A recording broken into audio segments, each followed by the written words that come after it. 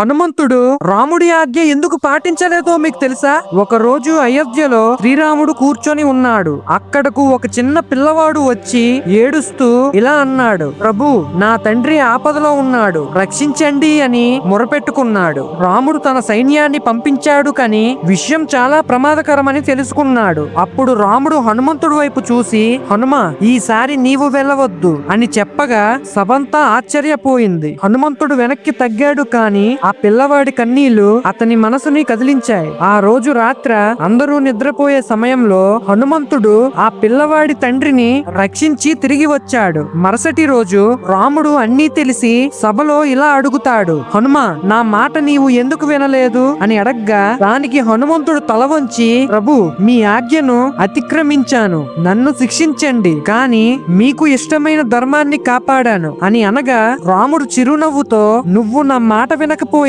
నా మనసు విన్నావు, అందుకే నువ్వు నా ప్రియమైన భక్తుడివి. ఫ్రెండ్స్, జై హనుమాన్ అని కామెంట్ చేయండి.